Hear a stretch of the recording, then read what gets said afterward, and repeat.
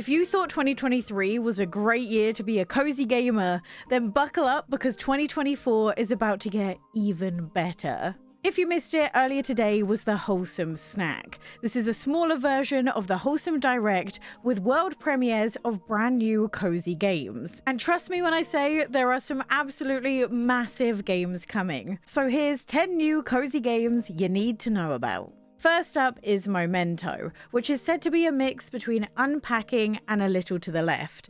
And by far, out of every single game mentioned in today's Direct, it's the one I am the most excited for. Now, as of right now, we only know that it's coming to PC, with no mention of console releases yet, but this is an unpacking game with a difference, as the objects you choose to keep will influence the life you lead and what you grow up to be, as this is actually an unpacking and organizing game that has multiple different endings. But don't worry, even when you finish it, you can carry on playing as there's a creative mode as well. Unpacking is one of my favorite games of all time, and ever since I finished it, I've been desperately searching for a game that has a similar sort of vibe. So I really hope this winds up coming to the Switch, as I think it'll be perfect for it, and fingers crossed we get to hear more news about it soon.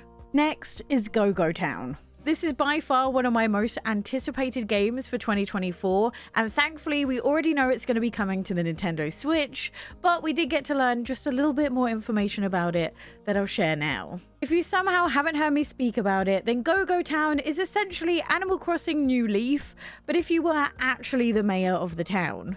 Go-Go Town will see you take over a rundown ex-tourist destination, in the hopes that you can bring it alive once again. But this is a cozy management game that puts you in charge of literally everything. You get to choose where to place the houses and the shops, and even get the resources for them. You also set up the facilities to keep the town running, like things like garbage disposal and deliveries. You even get to set up the production lines for the shops that you build. So for example, if you build a restaurant, each and every part of not only the building process, but also the running process is done by you. So this means hiring employees for not only the restaurant, but also the farm as well, and making sure that the right ingredients get delivered from the farm to the restaurant so the chefs can cook.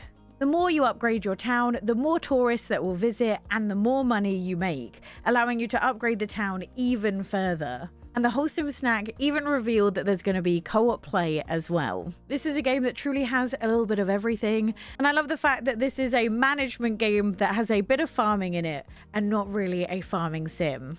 Now, this wasn't in the Direct, but I do quickly want to talk about it, and that is the brand new trailer for Bandle Tale, a League of Legends story. As just today, we got a whole 5-minute trailer of gameplay. And despite the fact that there's no release date as of yet, we know it's coming to the Switch and PC in 2024. This is a crafting RPG set in the world of Bandle City, an isolated island obsessed with knitting. But after your 101 year-long apprenticeship comes to an end, you begin to wonder what lies beyond the portal. That was until one night when your party goes horribly wrong, causing the portal and everything around it to be thrown into chaos. It then becomes up to you and your knitting magic to try and restore peace. I love this mix between life sim and farming sim aspects, and also the RPG side, as what this new trailer shows us is just how story driven this looks to be. And despite the fact that I've actually never played League of Legends before, this is a game I'm really excited to play. Then we have Summerhouse, which is a game that leans into the fun of simply just building. This will see you craft small lived-in homes in a bunch of different locations. There's no time limit, no specifications, no goals or challenges, and that's why I think this is the exact game that I need in my life. By the looks of it, this is pretty early on, so there's no mention of console releases as of yet, but this will be pretty perfect on the Nintendo Switch. Then we have Snacko, which not only looks incredible with this mix between pixel art and a 3D landscape, it has also been confirmed for the Nintendo Switch as well. This sees you play as Momo, a kitty who leaves the city to see what more there is to life than a 9-to-5 job. But you wind up on an island plagued with a curse, causing a miasma to form with monsters lurking behind it. So with the help of the island's caretaker, you set off to find a shrine to an ancient goddess in the hopes of lifting the curse. But exploring the entire island is only one part of what makes Snacko great, as it's also a farming and life sim, where you can not only build up your very own farm, filled with cuddly animals and seasonal crops, but also rebuild the town by crafting as well. Despite there being a story, there's no pressure to do it, so you can take the game at your own pace. And with early access launching today, I'm excited to see what they do with the game. Then we have Simpler Times. This will see you step into the shoes of Taina as she prepares to move out of her parents' house to start a brand new chapter of her life. The beauty of this game comes in the packing, because as you start packing away each of her belongings, you get to relive her memories to find out what made her the person she is today. And this truly seems to live up to what it means to be a cozy game, with lo-fi music and the ability to play it at your own pace, as they describe the game as something that can be replayed like your favorite song. Again, this looks to be a PC first sort of game with no mention of consoles as of yet, but again, it's pretty early on, so fingers crossed for the Switch. But this seems to be a truly perfect game for someone who's a little anxious like me, so I can't wait to get my hands on it. Next is Europa. Now, I have mentioned this game before, but today we got the news that we can expect it on PC in April. Now, we do know that they'll be aiming to come to different consoles after this, so hopefully we'll get some news soon, but this is based on Jupiter's moon, Europa. You play as an android named Z, who sets out in search of answers to uncover the story of the last human alive. This will see you venture across a beautiful landscape filled with lakes, meadows, fields, each with the remnants of a fallen civilization. But what truly sold this experience to me when I played the demo wasn't even the beautiful landscape or music, but the way in which the story was told by letters you find, each of which are narrated beautifully and tell the tale of humans and their relationship with nature. You'll be able to explore going wherever you wish as you solve puzzles and navigate dangers, and this truly looks to be a beautiful experience. Then we have Baladins. Not only does this game look incredible, you'll also be glad to know it's been confirmed for the Nintendo Switch as well. This is a co-op choose-your-own-adventure game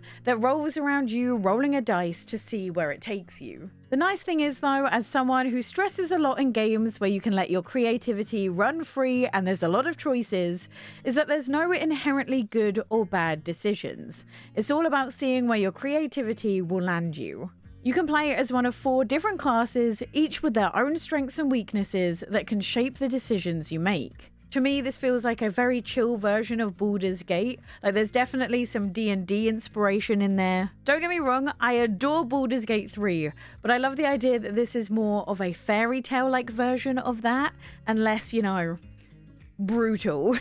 Then we have Trash Goblin. Now, I was lucky enough to play a little bit of this at EGX and had an absolute blast, and although this is confirmed to be PC first, they have told us that a Switch port is planned in the future. This is a cozy shop simulator, focused around the art of upcycling. Each day you will get given unearthed trinkets, and it will be your job to clean them up, sell them, and use that money to upgrade your equipment, giving you even more things you can do each and every day. I love that this is such a unique take on the cozy genre, and I love the idea of world building simply from the trinkets you find and conversations you have in your shop. We also got to see the world premiere of Voyagers of Nera, which is a live service cozy co-op survival game designed for up to 16 players. And this will see you explore the oceans with different mysterious islands to explore and plenty of magic to uncover. Now, one thing that's really interesting is they don't use the word MMO, despite the fact that it sounds somewhat similar to Palia, so I'll be interested to see what makes it not an MMO. Now, as this was the world premiere for the first ever trailer, as you can guess, it is a little whiles away from being finished, but they do say that they're looking to launch early access in 2024. It's definitely a game to keep your eye on, especially when the Switch 2 might be coming out, as that will stand a better chance of running something like this. But this is definitely a game I'll be monitoring. The final bit of news and information we got given today was about the Eastward Octopia DLC, and we finally got told that we can expect it to come to the Switch at the end of January 2024. So only really a month or two later than we thought it was coming. Eastward is a game I have absolutely fallen in love with, and one thing that gets me really excited for this farming sim DLC for the game is the fact that the strength in Eastward was in the conversations you had with each of the characters. I feel like in recent months, one of the things I've wanted the most is a farming sim with heart and character, and I can't wait to see if this delivers on it. That's it for the cozy gaming news from the Wholesome Snack, but if you want to see my top 10 cozy games of all time on the Nintendo Switch, click this video here.